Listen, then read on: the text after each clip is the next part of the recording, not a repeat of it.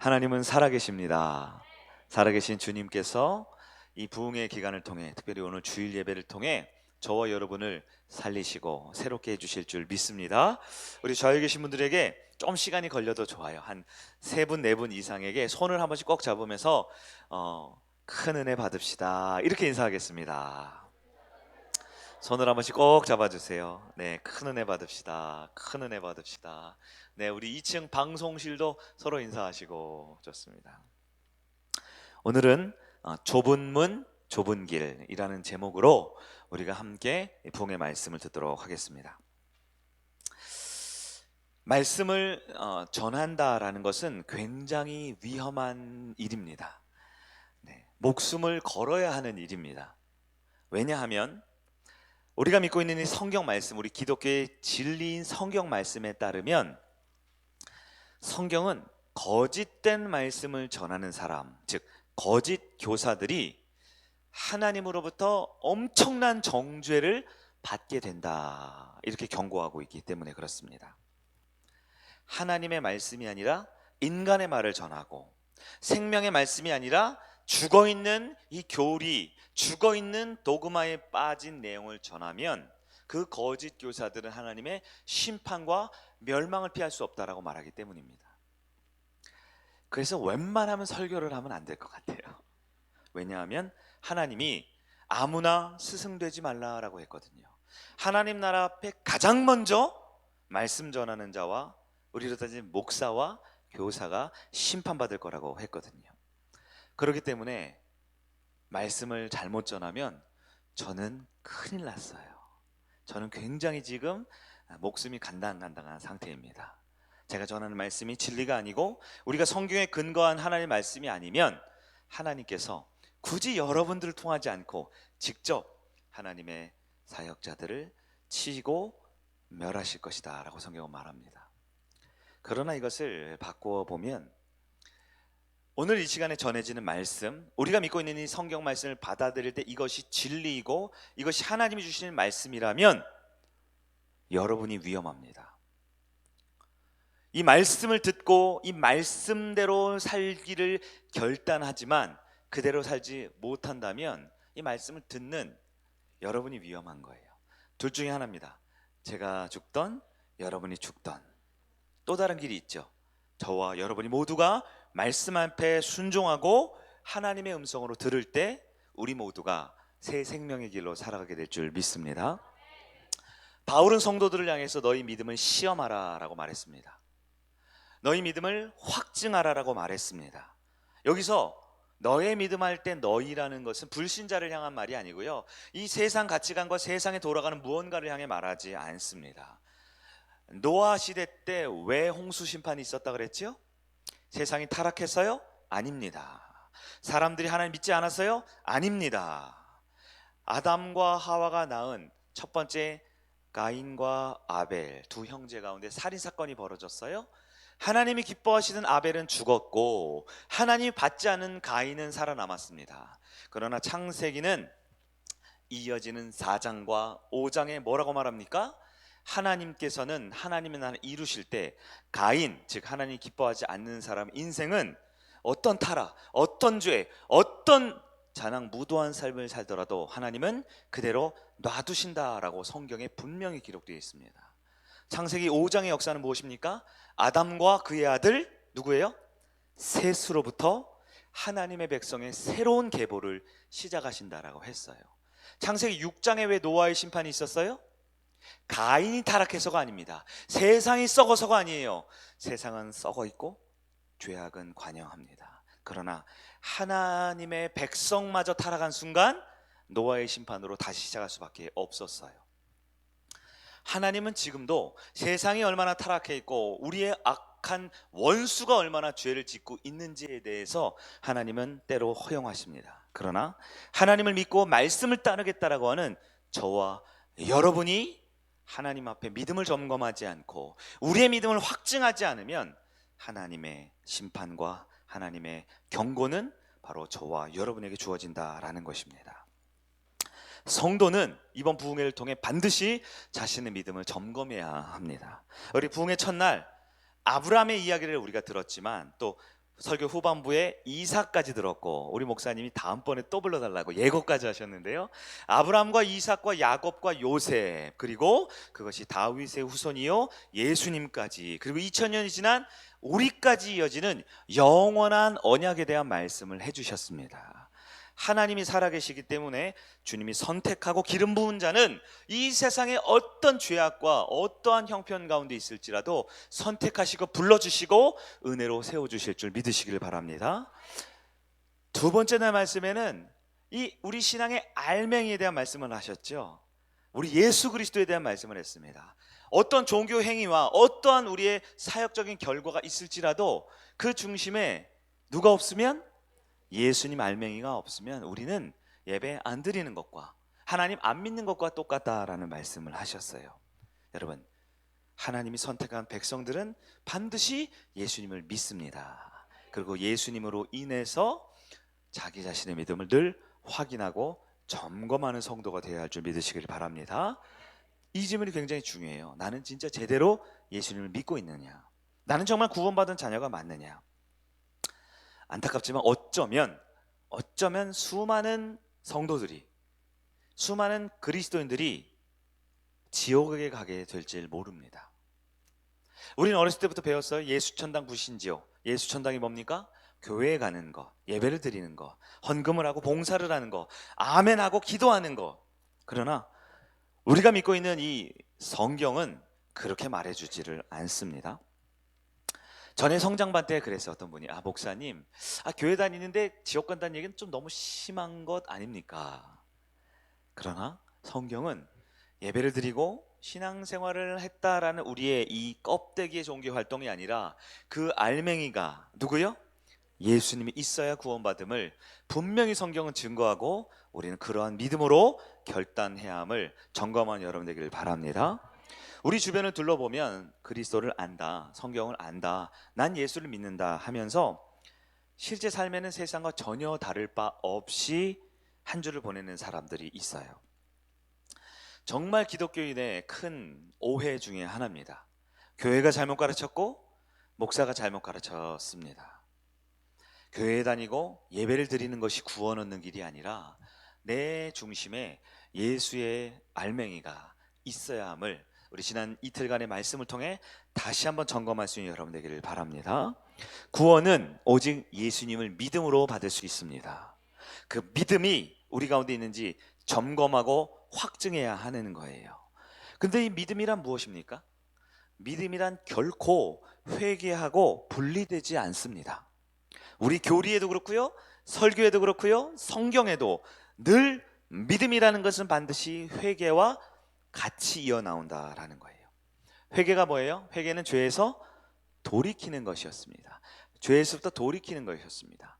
죄라는 것을 알기만 하면 안 돼요. 돌이키는 것처럼 결단했지만 안 돌이키면 안 돼요. 한번 돌이켰다가 다시 돌이켜서 그 길로 가면 안 돼요. 여러분, 회개, 우리 그리스도인이 반드시 가져야 합니다. 제가 돌아보면 2021년 우리 성일교회 강단에서 말씀했던 건 거의 다 똑같아요. 어떤 설교였든 회개하고 금요일날 좋은 말 할 때 기도해라. 물론 금요일날 아닐 수도 있지요. 하지만 회개해야 합니다. 회개는 단계가 있어요. 반드시 4단계가. 첫째, 회개하려면 하나님을 알아야 합니다. 하나님을 모르고 하는 것은 자기 연민이요, 자기 하소연이요, 자기 억울함에 대한, 세상에 대한 그런 불평, 불만일 수밖에 없어요. 하나님을 알아야 합니다. 안다라는 것은 신뢰를 말하지요. 하나님이 완전하신 분이고 내 삶을 심판하실 분이라는 공의의 하나님을 신뢰하는 것, 그게 하나님을 아는 겁니다. 하나님을 안 다음에 그 다음에 누구를 알아야 될까요? 나를 알아야 되죠. 내가 바로 죄인인 것을 알아야 합니다. 하나님은 정의로운 분인데 나도 정의로운 사람이라고 생각할 수 있어요. 그러나 나는 전적으로 부패한 죄인임을 깨달아야 합니다. 하나님을 알고 내 모습을 알면 그 다음에 반드시 회개라는, 자백이라는 기도의 행위가 따라오게 되어 있습니다. 하나님을 아는 것 같고 내 모습을 아는 것 같지만 회개 기도를 하지 않으면 그건 회개하지 않는 거예요. 그렇게 회개 기도를 하면 마지막으로 내 삶에 회개한 사람만이 나타나는 삶의 변화의 증거가, 열매가 따라오게 되어 있습니다. 제가 지금 믿음을 얘기하고 있어요. 믿음이 무엇입니까? 믿음은 감정이나 생각이나 느낌이 아닙니다. 믿음은 반드시 회개라는 열매를 통해 알 수 있어요. 회개는 하나님을 신뢰하고 나의 처절한 모습을 돌아보며 기도라는 과정을 통해 삶의 변화를 이끌어내는 것, 그것이 믿음의 자녀들의 자기 점검이 된다라는 것입니다. 오늘날 많은 기독교인들이요, 자기 자신은 기독교인이기 때문에 구원받을 거라고 막연히 생각합니다. 그러나 그렇게 구원받을 거라고 생각하면서 주일에 교회를 가지 않습니다. 교회에 나온다 하더라도 예수님을 닮아서 거룩한 삶의 변화, 예수님 닮아서 거룩한 삶의 진보에 대해 관심을 두지 않습니다. 내가 주님의 몸된 교회의 일부임을 인정하지 않습니다. 교회를 액세서리로 여기고요, 교회를 일주일에 한번 종교 활동으로 여기고요, 내가 할 수 있으면 하고 할 수 있으면 다음에 라고 예수님을 알맹이에 두지 않고 액세서리처럼 살아가고 있습니다. 자연히 영혼에 대한 관심보다는 내 먹고 사는 문제에 관심을 두지요. 내가 운영하고 있는 사업장, 내가 다스려야 되고 돌봐야 될 우리 가족들, 내가 앞으로 꿈꾸고 결정해야 될 많은 미래에 대해서 신이 필요하다라는 것만 가지고 살아가죠. 여러분, 혹시 이 말씀에 내 마음이 찔리고 부담되면 오늘 말씀을 통해 자신의 믿음을 다시 한번 점검하고 진짜 믿음의 결단을 여러분 되길 바랍니다. 그러면 어떻게 자기 자신을 점검하고 자기 믿음을 확증할 수 있을까요? 오늘 성경 말씀에 따르면요, 예수님께서 산상수훈, 즉 직접 설교하신 마태복음 5장, 6장, 7장의 결론에 해당하는, 예수님의 설교의 마지막 결론에 해당하는 산상수훈 7장 13절 말씀을 보면요, 우리 13절 말씀을 우리 다시 한번 볼까요? 책을 보면서 시작. 좁은 문으로 들어가라. 멸망으로 인도하는 문은 크고 그 길이 넓어 그리로 들어가는 자가 많고. 아멘. 여러분 앞에 좁은 문이 하나가 딱 있습니다. 우리 어제 두 번째 날 강사 목사님이 성경을 여러 번 읽으면서, 여러분 베데스다 연못이 머릿속에 그려지세요? 행각이 몇 개 있다고요? 기둥이 있어요? 지붕이 있어요? 뭐가 없어요? 설교 말씀 잘 들으셨네요. 여러분 앞에 문을 하나 한번 그림을 그려볼까요? 좁은 문입니다. 큰 문이 아니에요. 초라해 보이고 한 사람 겨우 들어갈 만한 작은 문이 있습니다. 근데 그 문 뒤에는 하나님이 계십니다. 나는 그 문으로 들어가야 돼요. 성경은 말합니다. 그 좁은 문이 무엇입니까? 이렇게 물어보면 안 되죠. 좁은 문이 누구이십니까? 예수 그리스도입니다. 요한복음 14장 6절, 내가 곧 길이요 진리요 생명이니 나로 말미암지 않고는, 나로 통하지 않고는 아버지께로 올 자가 없느니라. 올 자가 없대요. 아버지께로 갈 자가 없어요? 올 자가 없어요? 예수님이 좁은 문이기 때문에 그 문 열자마자 하나님이 있어요. 예수님은 좁은 문 안쪽에 계신 거지요. 예수님을 통과해서 들어와야 합니다. 네. 예수님께 통과하면 우리는 좁은 문에 들어갈 수가 있습니다. 세상은 구원의 길로 너무 많은 문들을 제시하고 있습니다. 많은 사람들을 포용하고, 많은 사람들을 받아주고, 많은 사람들을 이해해주고, 많은 사람들을 위로해주고, 그래서 교회가, 그래서 기독교가 그렇게 세상을 따라가는 것 같아요. 하지만 우리를 이해하고 우리를 받아주는 분은 예수님밖에 없습니다. 그 예수님은 어떻게 갈 수 있어요? 좁은 문으로 들어가야 합니다. 좁은 문으로 들어가는 사람은 예수를 통한 사람이고, 그 사람은 어떠한 연약함과 어떠한 죄와 어떠한 허물이 있더라도 주님이 위로하고 받아주십니다. 그러나 여러분, 그 좁은 문을 내 마음대로 만들면 안 돼요. 많은 문을 만들어 놓고 이 문도 되고 저 문도 되기 때문에 교회는 관용해야 되고 사랑해야 되고 다 받아줘야 되고 다 용납해줘야 된다. 여러분, 그것은 세상 그 어디에도 없는 거짓 종교입니다. 성경은 분명 예수 그리스도 하나의 좁은 문만 제시하고 있어요. 그 좁은 문을 들어가면 나의 어떠한 죄와 허물도 주님은 다 받아주십니다. 여러분, 우리는 반드시 예수님을 통한 좁은 문으로 들어갈 수 있어야 합니다. 신앙생활은 그 다음의 이야기예요. 좁은 문, 여러분, 좁은 문으로 들어간 사람은 자신의 가치관의 가장 큰 변화가 뭐냐? 예수님을 나의 구주요 주님으로 믿습니다. 저를 한번 따라해 볼까요? 예수님을 나의 구주요 주님으로 믿습니다. 아멘. 길게 할 수 있으세요? 제가 한번 해볼게요. 예수님을 나의 구주요 주님으로 믿습니다. 시작. 세 단어가 중요해요. 예수, 구주, 주님. 나머지는 이렇게 이어지는 거니까요. 맞죠? 여기 있으면 여기서 서울역, 천안역, 부산역 스테이션이 딱 있으면 철로는 알아서 쭉 깔리죠. 그 스테이션, 그 정거장을 기억하면 돼요. 예수, 구주, 주님. 이 세 단어는 절대 잊어버리면 안 됩니다. 제일 첫 번째 단어가 뭐예요? 예수님은 나의 구주요, 나의 주님이십니다. 구주가 뭡니까? 나의 구원자죠. 구출자죠. Savior. 나를 구원해 주실 분입니다. 구덩이에 빠져있는 우리를 건져줄 분은 예수님밖에 없습니다. 노예로 팔려간 우리를 해방시켜줄 분은 예수님밖에 없습니다. 38년 돼서 내 몸 하나 가둘 수 못하는 자기 생각과 자기 일에 똘똘 뭉쳐있는 나를 진짜 베데스다 연못이 아니고요, 진짜 영원한 생명의 생수에 넣어주실 분은 예수님 한 분밖에 없습니다. 두 번째가 뭐예요? 나의 주님이라는 거예요.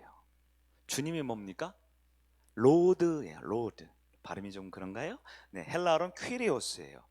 주인님이란 뜻입니다. 주인님에게 해야 될 반응은 순종이지요. 주인님하고는 타협할 수 없습니다. 주인님하고는 거래할 수 없습니다. 내가 부흥에 이틀 나올 테니까 복을 주시고, 내가 바빠가지고 3일은 참 못 나오겠는데 한 80%만 문제 해결해 주세요.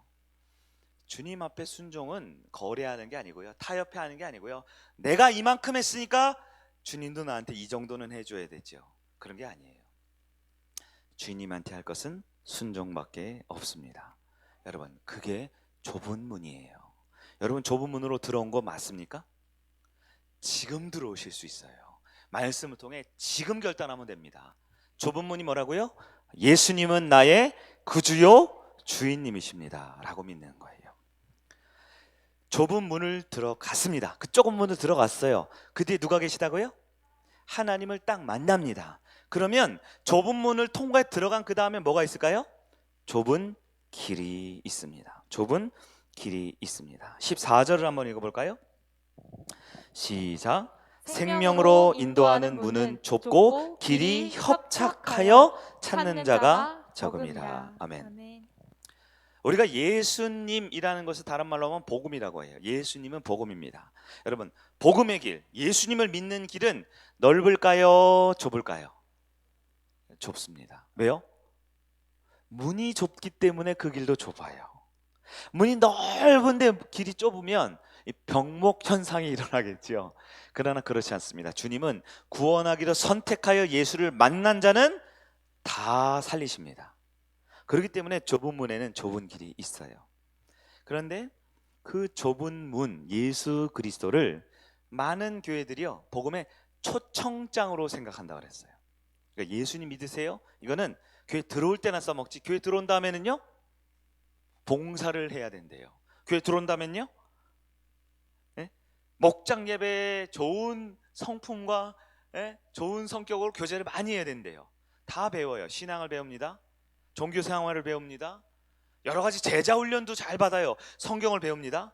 근데 예수의 복음에 알맹이가 빠져 있으면 그것은 좁은 문으로 아직 안 들어온 것이지요. 예수 그리스도의 좁은 문을 통과하면요, 그 길이 좁은 길을 따라가게 돼 있어요. 여러분, 좁은 문이 누구예요?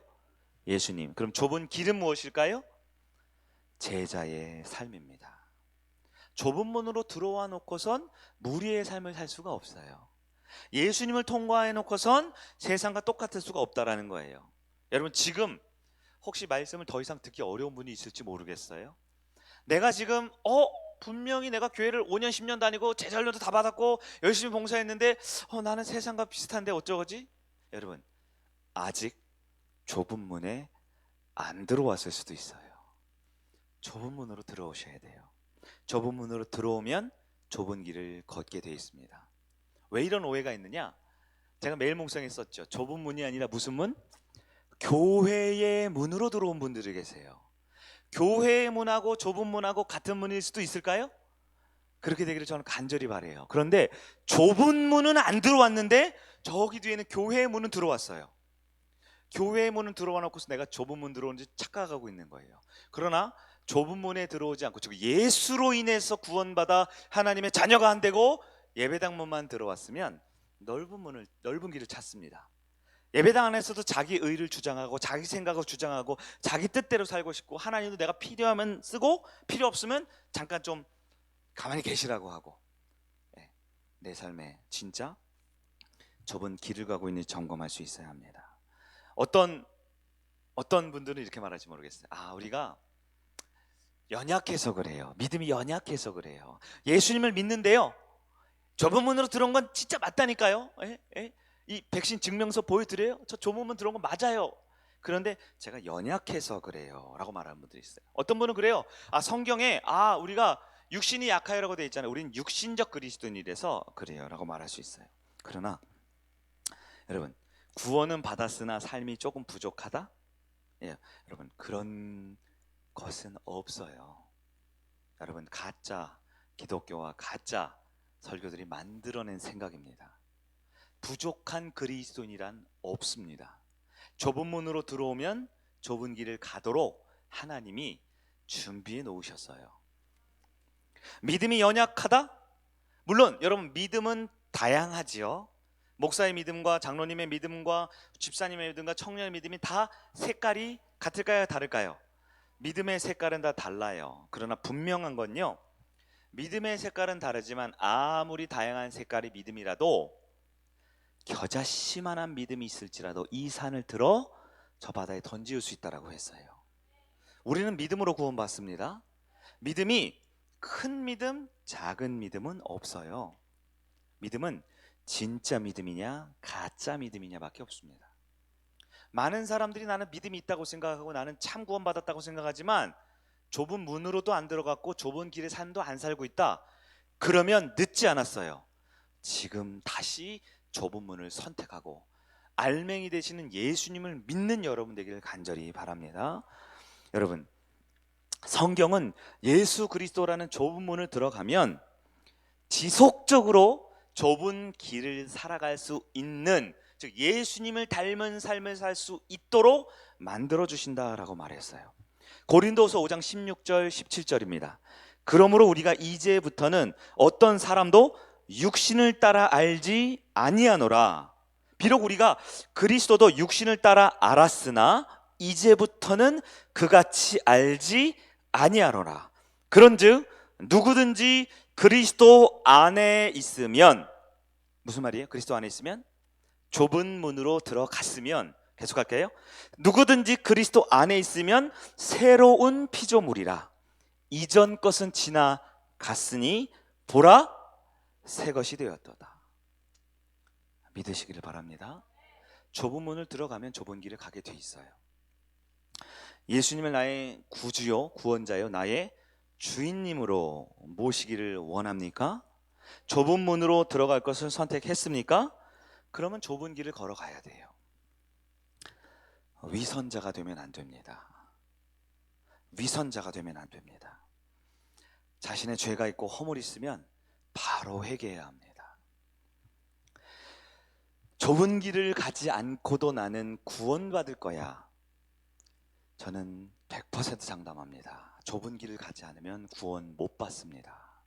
예배를 드리고 등록을 하고 이 자리에 참여해도 지옥에 갑니다. 다음 주부터 안 나오실 분들이 있으세요? 여기만 교회냐? 저기는 좁은 말만 하던데. 가셔도 돼요. 가셔도 돼요. 좁은 문으로 안 들어온 분은 지금 좁은 문을 선택하셔야 돼요. 그러면 좁은 문을 갈 수 있게 해주세요. 왜냐하면요, 좁은 문에 들어왔고 좁은 길로 가는 것을 어떻게 아느냐, 이게 아주 중요하겠죠. 그게 오늘 말씀의 주제예요. 바로 오늘의 가장 중요한 본질에 해당합니다. 열매로 알게 되어 있습니다. 내가 좁은 문 누구예요? 예수님. 좁은 길 무슨 삶? 제자의 삶을 선택하면요, 예수를 믿고 제자의 길을 걸어가면 그것을 어떻게 알 수 있느냐? 나는 구원 받은 것 같은데요. 옛날에 중학교 3학년 때 수련회 가가지고 저기 산꼭대기 올라가서 방언한 것 같은데요. 나는 내 삶의 변화를 보고 성경이 믿어지고 주여 주여 부르는 거 보니까 예수 믿는 것 같은데요. 확실히 믿는 거 맞아요? 확실히 구원받은 거 맞아요? 그래서 예수님께서는 우리가 연약하기 때문에 증명할 수 있는 증거를 주셨어요. 말씀의 서두에 뭐라고 했죠? 너희 믿음을 확증하라. 너희 믿음을 점검하라. 말만 던진 게 아니고요, 체크리스트를 주셨다라는 거예요. 그게 뭐라고요? 열매로 안다라고 했습니다. 오늘날 교회에서 성도들이 가지고 있는 가장 중요한 게, 예수님은 사랑이시지요? 그래서 그 예수님의 사랑이 뭔지 잘 모르면서 우리 인간이 가지고 있는 철학과 역사와 사조 가운데 있는 그 사랑을 자꾸 가져와요. 이제 공자 아저씨가 말한 사랑을 자꾸 가져와요. 부처님께서 말씀한 사랑을 가져와요. 그래서 교회 안에서 사랑해야 된대요. 그래서 관용합니다. 이해합니다. 이 말은 반대로 뭐냐? 죄가 있는데 책망하지 않아요. 분명히 어제도 오늘도 계속 잘못되어 있는데 죄를 지적하지 않아요. 그리고 그것을 사랑이래요. 여러분, 그건 사랑이 아니고요, 같이 죽자고 하는 거예요. 논계 전법이라고요. 나도 애매하고 너도 애매하니까 같이 죽자라고 하는 거예요. 사랑의 이름을 비롯했어요. 여러분, 관용주의라고 하는 이 시대의 철학 사조, 이 시대에 전 세계 민주주의 국가를 이끌어가는 관용주의는요, 다른 사람을 받아들이고 용납하고 친절하게 대하는 것 이전에 먼저 하나님을 중심에 둬야 돼요. 여러분, 하나님께 좀 더 친절해지셔야 돼요. 하나님을 좀 받아들이셔야 된다니까요. 하나님께 좀 더 성실하시고 진실하시고 좋은 관계를 맺으시고 관용이나 수용이나 받아들이는 얘기를 해야 돼요. 진리에 대해선 무지하면서 사람 관계에 대해서만 쩔쩔매는 것, 서로 그렇게 좋은 관계를 맺는 것이 기독교가 본질이 되어버리면 기독교는 다 무너지는 거예요. 15절에 뭐라고 되어 있습니까? 좁은 문으로 들어가고 좁은 길로 가라고 하고 그 다음에 바로 얘기하는 게 15절. 같이 읽어볼까요? 시작. 거짓 선지자들을 삼가라. 양의 옷을 입고 너희에게 나오나 손에는 노략질하는 일이라. 여러분, 갑자기 거짓 선지자에게 나오죠. 왜냐하면 좁은 문 좁은 길 얘기는 2단도 하고 3단도 하고 다 하는데요, 그렇게 얘기를 하는 걸 분별할 수 있어야 된다는 얘기예요. 잘 분별해서 들으세요. 교회라고 다 교회가 아니에요. 말씀이 선포된다고 해서 다 생명 있는 게 아니에요. 분명히 말씀이 전해지고 분명히 교회고 분명히 기독교이지만요, 그 말씀 가운데 거짓 선지자들이 양의 탈을 쓴 이리가 넘치고 넘치는 게 이 시대라는 거예요. 말씀 중에 죄송하지만 여러분도 잘 분별하셔서 여러분에게 말씀 전하는 사람이 양의 탈을 쓴 이리 같으면 뒤도 돌아보지 말고 떠나세요. 진짜 생명 있는 교회로 가세요. 그렇게 얘기만 하고 가세요. 그러면 제가 안 잡을게요. 여러분, 여러분에게 주신 말씀이 진짜 하나님의 말씀인지를 분별하고 저와 여러분이 스스로 점검해야 합니다. 자, 거짓 선지자를 삼가라. 왜 그럴까요? 거짓 선지자들의 핵심은요, 자, 참 선지자, 거짓 선지자 설교 많이 했어요. 참 선지자는 누구예요? 복잡하지 않아요. 간단합니다. 하나님을 전하는 사람이 참 선교자예요. 선지자예요. 맞습니까? 거짓 선지자는요, 자기 생각을 전하는 사람이 거짓 선지자예요. 성경을 읽습니다. 정리를 했어요. 강해를 합니다. 적용을 합니다. 전에도 자기 말을 전하면 거짓 선지자입니다. 교회에서도 거짓 선지자가 있고요, 목사 중에도 거짓 선지자 있고요, 어쩌면 저도 하나님의 심판의 두려움 가운데 살아야 될 사람이에요. 하나님의 음성을 들으시기를 바랍니다. 여러분, 거짓 선지자의 대표적인 실제적인 특징은요, 사람들을 불편하게 하지 않아요. 사람들에게 좋은 말을 해요. 사람들에게 위로와 소망과 평강과 안아줌의 그런 이야기들을 해야 한다고 생각해요. 왜요? 중심에 하나님의 진리가 아니라 관용해야 되고 수용해야 되고 이해해야 되고 품어야 되고 우리 교회 더 커야 되고 헌금 더 많아져야 되고 우리가 영향력이 더 커져야 되니까요. 그러나 여러분 꼭 기억합시다. 하나님이 지금 내 속에 계신가? 내가 하는 말과 행동과 삶에 하나님의 통제 가운데 완벽하진 않지만 우리가 하나님 앞에 두려움이 있고 하나님의 말씀 앞에 내가 제대로 가고 있는가에 대한 늘 경각심이 있는가를 돌아보셔야 합니다. 정말 많은 그리스도인들이요, 이 거짓 선지자의 유혹과 현혹된 말에 잘 정리되어 있는 설교, 삐깔번쩍한 재미있는 예와 웃겼다 울렸다 하는 그런 많은 말들에 설교를 듣고 은혜를 받는 것 같지만 당장 돌아서면 내 삶에 아무런 변화도 아무런 결단도 없이, 즉 다시 말해 아무런 열매 없이 똑같이 살면서 예배 드렸고 헌금 받고 은혜 받았고 주여 했고 아멘 했기 때문에 내가 좁은 문에 들어온 줄 안다라는 거예요. 좁은 길을 갈고 있는 줄 안다라는 거예요. 그러나 여러분이 그렇지 않다라는 게 아니고요, 저와 여러분 모두가 말씀 앞에 점검해야 한다라는 거예요. 여러분, 좁은 눈에 들어오면요 좁은 길을 가게 됩니다. 어떻게 그렇게 될까요? 열매로 안다라는 말이 무슨 말인지 정리해야 합니다. 하나님이 그분의 자녀가 되면 하나님이 직접 바꾸십니다. 이게 가장 중요해요. 처음부터 다 하나님 얘기. 자, 하나님이 그분의 자녀가 되면 하나님이 직접 바꾸십니다. 그림을 그리셔야 돼요.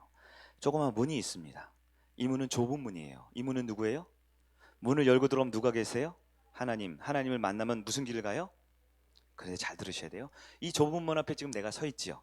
잘 들으셔야 돼요. 예수님이 내 손을 잡고 좁은 문으로 들어가시는 거예요. 하나님을 만나면 예수님이 그 좁은 길을 가게 만들어 주십니다. 성경 그 어디에도 우리의 힘으로 좁은 문으로 들어가라고 하지 않아요. 우리의 힘으로 좁은 길을 가라고 말하지 않아요. 그래서 아까 말했잖아요. 어떤 분들 제가 마음은 원지만 육신이 약해서요. 거짓말입니다. 나는 정말 예수님을 믿고 좁은 문에 들어갔지만 지금 너무 바쁘고 분주하고 그래서 좁은 길은 차마 못 가고 있어요. 명백한 거짓말입니다. 왜냐하면 기독교는 참 진리는 선포합니다. 좁은 문이신 예수님이 좁은 문으로 들어오게 하신 그분이 좁은 길을 가게 하신다고요. 중간 여러분 지금 말로 하지 말고 속으로 한번 생각해 보세요. 내가 좁은 길을 가고 있는가? 구원받았는가? 예수 믿었는가? 이건 너무 큰 개념이에요. 네? 사상적인 개념이에요. 예수 믿는다, 구원받았다. 그래서 손에 안 만져진단 말이에요. 근데 예수님이 뭐라고요? 열매로 안다 그랬어요. 하나님이 알아요? 내가 알아요? 우리가 안다라는 거예요. 하나님이 이미 아시잖아요. 열매 없어도 하나님이 아시잖아요. 우리가 알 수 있게 해주신다고요. 무엇으로요? 열매로. 열매가 뭐예요? 좁은 길을 가고 있는가를 보고 알 수 있다라는 거예요. 근데 여러분, 하나님의 자녀가 되면 누가 바꾸셔요? 하나님이 바꾸십니다. 여러분, 하나님은 여러분이 어떤 분입니까? 악세사리입니까? 일주일에 한번 주일날 형식적으로 잠시 문안 인사드리는 사이입니까? 단지 머리로는 교리적으로 과거에 받았던 훈련이 있으니까 동의하고 있습니까? 그럼 나는 하나님을 모르는 거예요. 그러니까 신앙에 확신이 없죠. 신앙생활에 확신이 없죠. 목장 예배에 확신이 없죠. 설교를 들어도 확신이 없죠. 왜요? 내가 아직 좁은 문에 안 들어온 사람이 아닌가를 점검해야 하는 거예요. 여러분, 어려운 여건과 어려운 환경 때문에 열매가 없어요. 이것은 변명이에요. 아직 신앙의 연수가 짧아서요. 교회 다니지 예수 믿은 지 몇 년 안 되고 몇 달 안 돼서요. 그것은 거짓입니다. 육신이 약하여 안 됩니다. 잘 안 돼요. 아니, 되긴 되는데 부족해요. 이것은 진실이 아니에요. 왜냐하면 성경에서 말하는 좁은 문은 예수님이고요. 그 좁은 길은 예수님이 가게 해주신다라고 말하고 있기 때문에 그렇습니다. 만약에 나는 제자라고 스스로 느끼시는데 나쁜 열매를 맺고 있습니까? 나는 주님을 믿고 주님의 자녀가 됐다라고 말하는데 아직 삶의 신앙의 열매가 안 맺어집니까? 거짓말이에요. 마태복음 7장 18절을 한번 읽어볼까요? 18절 시작. 이와 같이 마태복음 7장 17절이요. 시작. 이와 같이 좋은 나무마다 아름다운 열매를 맺고 못된 나무가 나쁜 열매를 맺나니. 아멘. 여러분, 열매가 무엇입니까? 열매는 나무에 매달리는 거죠. 네, 포도나무가 있습니다. 무슨 열매가 맺어요? 요즘 샤인 머스켓이 맛있던데 포도나무에 사과나 샤인머스켓이 열리는 게 아니라 포도가 열리는 거예요. 그러면 나무 한 그루를 또 생각해 보세요. 나무 한 그루에 이렇게 사과가 딱 열매 맺잖아요. 우리 윤세아제 우리 청년이 사과를 보내줬어요. 저 혼자 다 먹을 거예요. 너무 맛있어서. 사과가 딱 열렸는데요. 여러분, 이 사과는 누가 맺는 거예요? 뿌리, 줄기, 잎, 꽃, 뭐가 맺는 거예요? 네? 뭐가 사과를 맺어요? 그냥 제가 답을 알려드릴게요. 생명이 열매를 맺는 거예요. 줄기가 아니고요. 예? 그 안에 수액과 영양분이 아니고요. 뿌리에서 뭔가를 빨아들여서가 아니고요. 뭐가 열매를 맺어요? 나무를 댕강 잘라놓고 여기 갖다 놔보세요. 나무 멀쩡하게 있죠? 우리 옛날에 공사할 때 밑에는 감나무를 딱 뱉잖아요. 뿌리째. 그래서 옮겨 심었죠. 1년이 지나고 2년이 지나고 감이 열릴 거라고 나름 좀 기대했잖아요. 근데 죽었더라고요. 왜요? 뭐가 없어졌기 때문에? 생명이 없기 때문에. 여러분, 그 생명이 예수예요. 생명이 열매를 맺는 거예요. 우리는 여러 가지 방법으로, 여러 가지 무슨 농법으로, 여러 가지 정성과 그걸로 열매가 맺는다고 생각하지만 열매는 예수님이 맺는 거예요. 여러분, 우리의 신앙에 구원받았는지 믿음의 자인지 어떻게 한다고요? 열매로 한다고요. 열매는 누가 맺어요? 예수님이 맺는 거예요. 내가 육신이 약하여 못 맺는 게 아닙니다. 어려운 환경과 특별한 우리 집안의 사정 때문에 열매 못 맺는 게 아니에요. 저는 지금 여러분 그렇지 못하기 때문에 다 지옥 간다 라고 말하는 게 아니고요. 지금 결단하셔야 돼요. 좁은 문을 지금 구하셔야 돼요. 예수님이 나를 붙들고 좁은 문에 들어가게 해달라고. 그럼 열매가 무엇일까요? 열매는요, 그렇게 대단한 게 아니에요. 열매는 사과나무에 사과가 맺는 게 기적이에요? 포도나무에 포도가 열매를 맺는 게 기네스북에 오를 일인가요? 오늘 9시 뉴스에 저기 세아제 형제 있는 경상도 봉화 마을에 사과나무에 사과가 열매했습니다. 여러분, 뉴스에 나오나요? 열매는 자연스러운 것입니다. 예수의 생명이 들어가면 예수 닮은 모습이 나타나는 거예요. 열매가 뭡니까? 기적이 아니고요. 열매는 예수의 생명이 들어가면요, 주일날 예배를 드리시는 거예요. 그걸 좀 고상한 말로 주일 성수라고 하죠. 여러분, 주일 성수 어려워요, 쉬워요? 그건 쉬운 일도 아니고 어려운 일도 아니에요. 예수를 믿고 예수 생명이 있으니까 주일마다 어떤 환경과 어떤 어려움이 있어도 주님 앞에 예배 드리는 거예요. 생명이 열매를 맺는 거죠. 주일 성수 때문에 여전히 고난과 힘든 어려움이 있습니까? 주일 성수를 드리려고 남편과 씨름하고 자녀들과 고통당하고 직장 문제 해결할 생각하지 말고 예수를 붙드세요. 예수님을 사랑하면 주일 성수할 수 있도록 만들어 주세요. 기쁨으로 만들어 주세요. 주님의 날 주정 예물 드리는 거, 제가 1,000원도 괜찮다 그랬죠. 주일 예물 드리는 거 여전히 고민되세요? 헌금 드릴 때마다 결단하고 고민하고 머리통 굴리고 막 계산기 두드려 봐야지 헌금할 수 있습니까? 예수의 생명이 있으면 주님의 것을 주님께 드리는 게 기쁨입니다. 봉사하는 거 지치셨어요? 힘드셨어요? 눈물 콧물 땀 때문에 내년에는 하지 말자고 해야지, 목자 내려놔야 되지, 이렇게 말합니까? 여러분, 예수의 생명을 붙드세요. 예수를 붙들면 목자가 아니라 목자들의 목자까지 감당할 힘과 능력과 은혜를 주님이 주십니다. 예수를 선택하면 제자의 길을 살아갈 힘은 예수님이 주십니다. 첫 번째 길에 들어가 있는 것부터 봐야 되는 거예요. 교회에 등록하신 분이라면 아마 한두 번 열매를 맺었을지 몰라요. 다시 말해, 교회에 등록했기 때문에 내가 예배를 몇 번 더 드리고 헌금을 얼마를 하고 특별 감사 헌금을 드리고 특별 봉사를 하고 특별한 노력을 몇 번 해봤을지 몰라요. 근데 그것이 지속이 잘 안 됩니다. 지속이 잘 안 돼요. 그럼 여러분 스스로 다시 한번 점검해 보셔야 돼요. 내가 예수님을 믿어서 좁은 길을 가게 예수님 내 손 잡아주시는지, 아니면 내 혼자 잘났다고 내가 그 좁은 길이라고 내 혼자 가고 있는지. 이제 주변을 들여다보니까 이 길이 아니네. 내가 만들어낸 내 자아의 길, 내 아집의 길일 수 있어요. 여러분, 포도나무에 포도가 한 송이만 열려요? 여러 개 열리죠? 사과나무에 사과가 올해는 열렸는데 내년은 안 열리고 그 다음엔 안신령을 하고 그 다음 년에 열립니까? 아니죠. 예수의 생명이 있으면요, 열매는 반드시 맺어집니다. 우리 성일 가족들 대부분이 매일 삶에 열매가 있는 이유가 그거예요. 그러니까 이렇게 부족한 목회자의 설교를 들어주시는 거죠. 목사가 훌륭해서, 교회가 좋아서, 그건 다 껍데기잖아요. 예수의 생명이 있으면 마른 막대기보다도 못한 자의 말에도 생명의 열매가 맺어지는 겁니다. 예수님께서는 이 열매에 대해서 다시 한번 엄중히 강조하면서 경고해요. 21절을 읽어봅니다. 21절 시작. 나더러 주여 주여 하는 자마다 다 천국에 들어갈 것이 아니요 다만 하늘에 계신 내 아버지의 뜻대로 행하는 자라야 들어가리라. 아멘. 이게 지금 열매 얘기가 맞나요? 많은 분들이요, 아버지의 뜻대로 행동, 즉 뭘까요? 아버지의 뜻대로 사는 것 뭐예요? 좁은 길을 가는 거죠. 좁은 길을 가지 않고 그저 입으로만 주여 주여 하면, 다시 말해 열매가 없는 채로 말로만 하는 사람은 아무런 의미도 가치도 없다고 말을 해요. 오늘날 많은 사람들이 주여 주여 외치고 살아갑니다. 교회 안에서도요, 심지어 선교지를 가보면 캄보디아, 필리핀, 태국 말할 것 없이 다 코리안 프레이어 들어보셨어요? 종교와 인종과 언어와 상관없이 한국 교회가 선교한 곳은 전부 다 기도할 때 뭐라고 시작해요? 다 주여로 통일돼요. 다 통일돼요. 성경에서 2번 반복돼요. 주여 주여. 2번 반복된 것은 아주 강조를 하거나 아니면 매우 빈번하게 반복적으로 일어나는 일이라고 표현되어 있는 거예요. 한 번만 주여 외친 게 아니라 계속 주여 주여 외쳤다. 이 말을 우리가 적용하면 뭔 얘기냐면, 주여 주여 하는 자가 누구예요?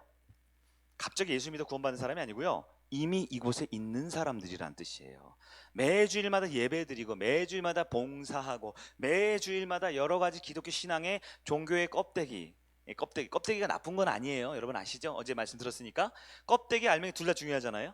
그러나 이 겉모습은 있다라는 거예요. 그러나 그렇게 겉모습은 다 갖추고 있으나 실제 열매가 없으면 예수님이 뭐라 그랬을까요? 23절입니다. 23절 시작. 그때 내가 그들에게 밝히 말하되 내가 너희를 도무지 알지 못하니 불법을 행하는 자들아 내게서 떠나가라. 예수님이 뭐라고요? 열매가 없는 사람을 모른다고 하신다고요. 떠나가라라고 하신다고요. 예수님과 참 신앙, 참 구원받은 자녀의 삶에 관심이 있으면요, 자신의 신앙 고백이 자신의 열매가 동반되고 있는지를 점검해 봐야 돼요. 신앙 고백이 뭘까요? 간증하거나 쓰는 게 아니고요, 지금 이 자리 예배 드리는 게 내 신앙의 고백이지요. 내가 하나님 앞에 나온 거 신앙 고백이지요. 그래서 우리 매주 예배로, 목장 예배로 같이 친교하고 봉사하는 걸로 내 신앙을 고백하고 있어요. 근데 그 신앙 고백이 삶의 진정한 열매가 따라오는지를 보셔야 한다라는 거예요. 성경의 진리는요, 구원에 대해서 타협하지 않습니다. 구원받은 증거는 내 감정, 내 생각, 내 느낌, 믿는다고 내가 말하고 사람들 앞에 내가 그렇게 해야지 결단하고, 그거를 성경에서는 인정해 주지 않아요. 성경에서는 구원받은 자녀가 뭐라고요? 아버지의 뜻대로 행하는 자라야. 다른 말로 무엇이 있어야 된다고요?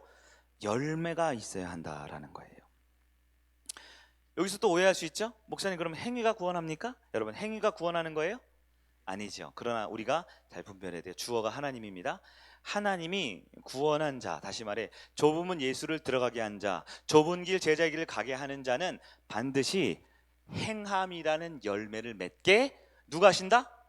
하나님이 하신다라는 거예요. 성도의 삶에 하나님을 아는 것만큼 중요한 것은 없습니다. 그러나 또한 반대로 말하면 하나님이 나를 알고 계신지 또한 아는 것이 중요해요. 제가 그런 예를 들었죠. 청와대 앞에 갑니다. 그리고 문을 뚱뚱 두드려요. 그리고 나 들어보내달라고 합니다. 그럼 거기 있는 경비 아저씨 들어보내줘요? 내가 문재인 대통령을 아는데요? 어제도 TV에서 봤는데요?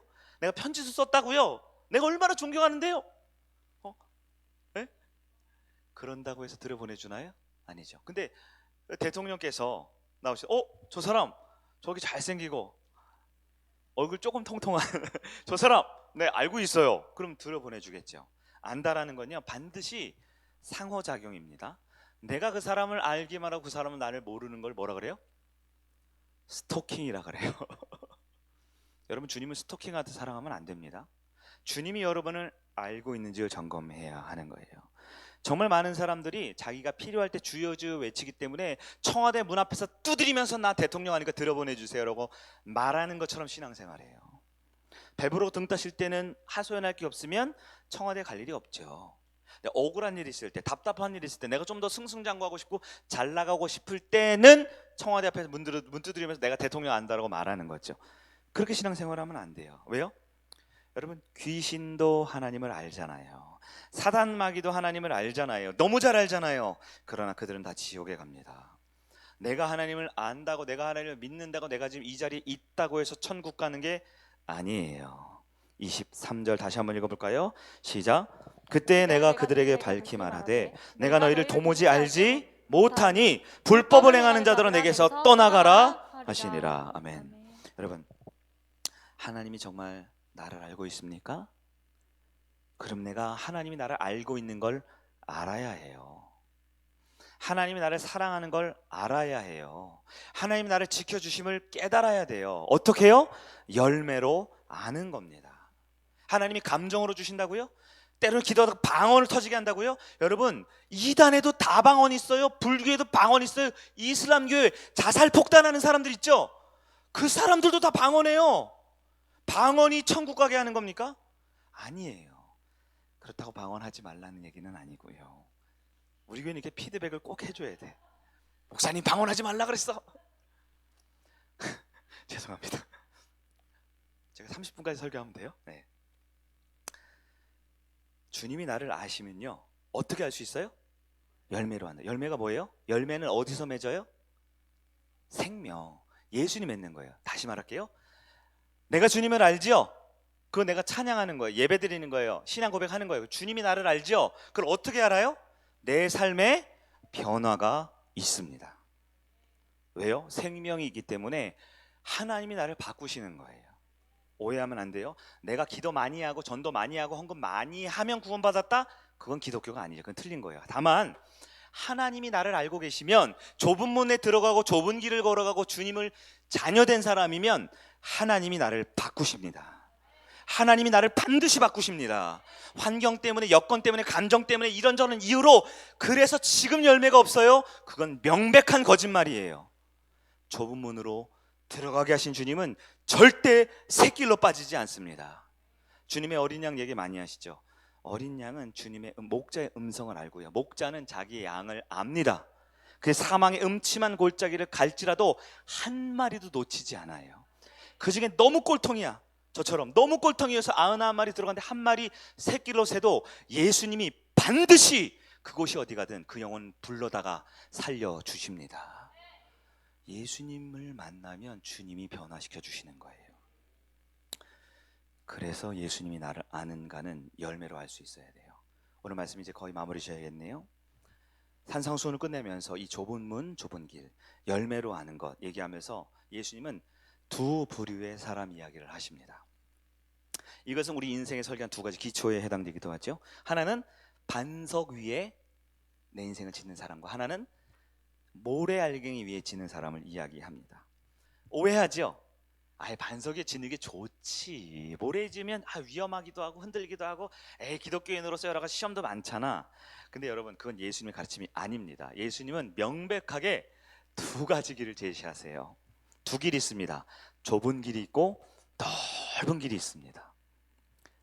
하나의 길밖에 없어요. 예수님 길. 두 종류의 나무가 있습니다. 좋은 나무가 있고 못된 나무, 나쁜 나무가 있습니다. 좋은 나무는 절대로 나쁜 열매를 맺을 수 있다 없다? 왜요? 열매는 뭐가 맺어요? 누가 맺어요? 생명이신 예수님이 열매 맺기 때문에 나는 구원받은 좋은 나무인데, 내 환경이, 우리 그 가족들이, 교회 형편이 요즘 내가 너무 어려워서 이번만 나쁜 열매 맺을게 라는 것은 있을 수 없는 거예요. 우리 하나님이 어떤 분인데요? 완전하고 전능한 분이 어떻게 완전한 그분의 속성상 불완전한 열매를 맺을 수 있습니까? 하나님을 못 오가면 안 돼요. 그럼 늦지 않았어요. 지금 다시 좁은 문을 선택하면 돼요. 좋은 나무가 되기를 결단하면 돼요. 마찬가지입니다. 반석 위에 지은 집을 지은 사람이 있고요, 모래 위에 집을 지어가는 사람이 있습니다. 그 첫 신앙이 중요해요. 기초가 중요해요. 모래 위에 한참 짓고 나서 이게 아닌가 봐, 다시 질래. 아무리 인테리어를 잘하고 아무리 설계를 잘해도요, 모래 위에 집을 지으면 비가 나고 창수가 나고 홍수는 반드시 무너져 버려요. 두 번이나 반복해 놨습니다. 다시 말해, 반석에 지은 집을 사람은 하나님이 구원받은 좁은 문 좁은 길을 가는 사람이고요. 모래 위에 집을 지은 사람은 잃어버린 사람이에요. 여러분, 잃어버린 사람은 설교를 들을까요, 안 들을까요? 들어요. 잃어버린 사람은 예배를 드릴까요, 안 드릴까요? 드릴 수 있어요. 잃어버린 사람도, 모래 위에 지어도, 못된 나무도, 넓은 문에 간 사람도 기독교인으로서 등록하고 신앙생활 할 수 있어요, 없어요? 있어요. 그러나 지금 예수를 선택하면 됩니다. 요한복음 14장 1절, 예수님이 곧 길이요 진리요 생명이라고 했습니다. 주님의 말씀을 내 삶에 붙들어야 합니다. 길 옆에는 안 돼요. 좁은 문 1m 앞도 안 돼요. 좁은 문 들어갈까 말까 문설주 잡고 있어도 안 돼요. 좁은 문은 예수님이기 때문에 통과하면 하나님을 만나고 그 길을 살 수 있는 것입니다. 어떤 분들은 목사님, 제가 설교를 어려워서 잘 못 알아듣겠는데요, 제 마음에는 제가 믿는 것 같아요. 제 마음에는 제가 예수님 아는 것 같아요. 근데 여러분, 예레미야 17장 9절에 만물보다 거짓되고 심히 부패한 것은 사람의 마음이라고 했습니다. 여러분, 여러분의 마음을 믿지 마시고요, 여러분의 지난 과거에 대한 개념과 생각을 믿지 마시고요, 예수님을 믿으시고 그분이 주시는 열매를 확인하고 확증한 여러분 되기를 바랍니다. 말씀을 정리하겠습니다. 이제 어떻게 할지 여러분 하나님 앞에 결단해야 합니다. 만약에 지금 주신 말씀이 너무 마음 아프고 너무 나를 힘들게 하고 너무 괴롭혔다라는 말씀이면 인간적인 모습으로 너무 죄송합니다. 그러나 그것이 성경의 진리이고 그것이 유일하다라는 좁은 문과 유일한 자녀의 구원받은 자녀의 길인 좁은 길에 대한 이야기예요. 좋은 열매가 되기를 축원합니다. 반석 위에 하나님의 진리의 말씀이 여러분의 인생을 세워가기를 축원합니다. 성일교회 성도님들이 하나님 말씀 앞으로 돌아오셔야 돼요. 그리고 말씀이 내 삶을 이끌어가야 합니다. 이제 부흥회가 마무리되고요, 다시 우린 일상으로 돌아가요. 월요일부터 다시 시작합니다.